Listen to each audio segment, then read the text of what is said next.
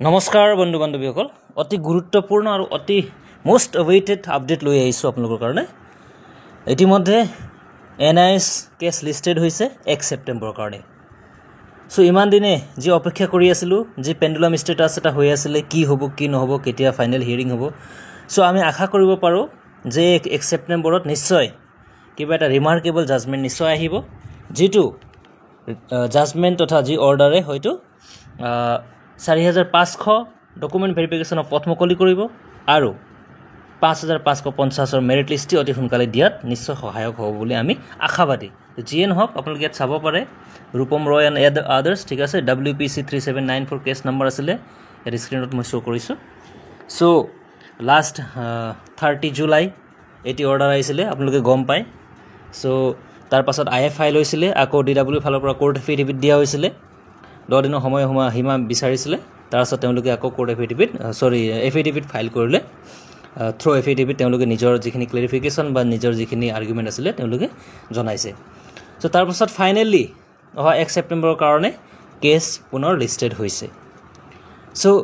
ইয়াত ডকুমেণ্ট এক্সেমশ্যন হ'ব নহ'ব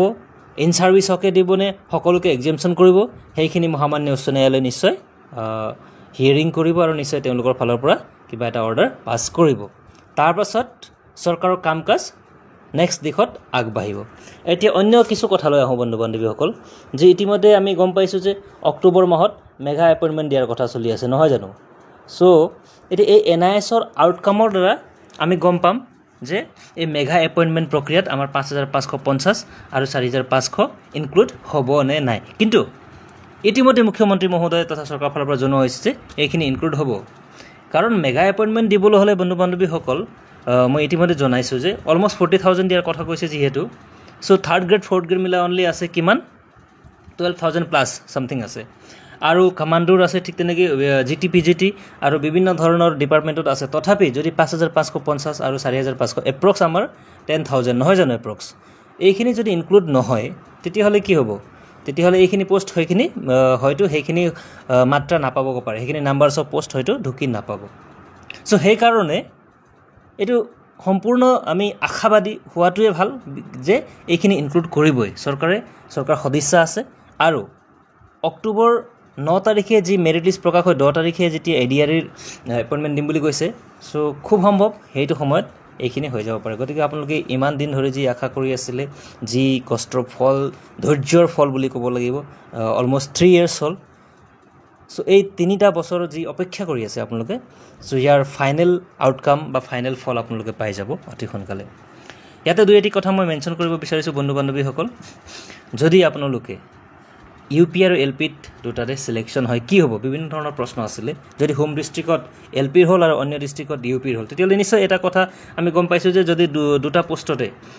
আপোনালোকৰ চিলেকশ্যন হৈ যায় মেৰিট লিষ্টত তেতিয়াহ'লে সেইটো অভাৰলেপিঙৰ কাৰণে সেইটো বস্তুটো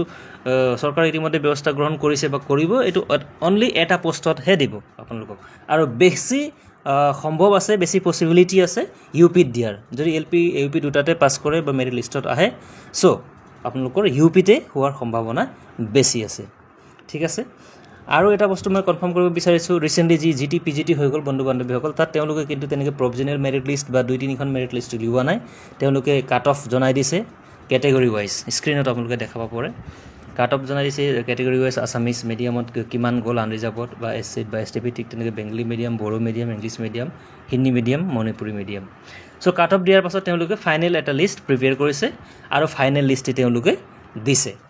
ঠিক তেনেধৰণে আমি আশা কৰিব পাৰোঁ আমাৰ লিষ্ট কেইটা হ'ব আমাৰ এটা মনত কুৱেশ্যন আছে যে প্ৰভিজনেল লিষ্ট আহিব নে নাই প্ৰভিজনেল লিষ্ট আহিলে অৱশ্যে অভাৰলেপিং হোৱাৰ চান্সেছ কম থাকে কাৰণ তাত যদি GT বা SSত বা অন্য যিকোনো ডিপাৰ্টমেণ্টত যদি বা LP UP দুটাৰে যদি সোমাই আছে এজন কেণ্ডিডেট তেখেতক এজনক এক্সট্ৰেক্ট কৰি তেখেতক যিকোনো এটা পোষ্টৰ এগেইনষ্টতহে তেখেতক ইনক্লুড কৰিব গতিকে অভাৰলেপিং হোৱাৰ চান্সেছ কম আৰু যদি ফাইনেল মেৰিট লিষ্ট এখনেই উলিয়ায় তেতিয়াহ'লে চৰকাৰে হয়তো টাইম অকণমান ল'ব পাৰে ডিপাৰ্টমেণ্টে যে তেওঁলোকক গোটেইখিনি এনালাইচিছ কৰি গোটেই ডাটাখিনি কম্পাইল কৰি অভাৰলেপিঙৰ সমস্যাটো আঁতৰাবৰ কাৰণে ঠিক আছে চ' যিয়ে নহওক আজিৰ খবৰটো এইখিনি আছিলে বন্ধু বান্ধৱীসকল দুটা মেইন বস্তু এটা হৈছে মেগা এপইণ্টমেণ্ট অক্টোবৰ ঠিক আছে এই অক্টোবৰত 5550 প্লাছ 4500 ইনক্লুড হোৱাৰ সম্ভাৱনা আমি দিনক দিনে দেখা পাই আছোঁ আৰু বিভিন্ন ঘোষণাও হৈছে আৰু মেগা এপইণ্টমেণ্টত ইয়াত ইনক্লুড হোৱাৰ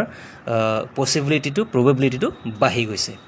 চ' NISৰ কেছৰ যি এটা টেনশ্যন চবৰ মনত খেলাই আছিলে যে কি হ'ব সেইটো হিয়াৰিং অতি শ্বৰ্টলি হ'ব গৈ আছে আপোনালোকে দেখিলে চ' সকলোৰ কাৰণে শুভেচ্ছা আৰু আজিলৈ এই আপডেট দি দিলোঁ আপোনাক থেংক ইউ আৰু চেনেলটি কাইণ্ডলি ছাবস্ক্ৰাইব কৰিব নাপাহৰিব আগন্তুক আপডেটবিলাক নিশ্চয় আপোনালোকক দি থাকিম থেংক ইউ ভেৰি মাছ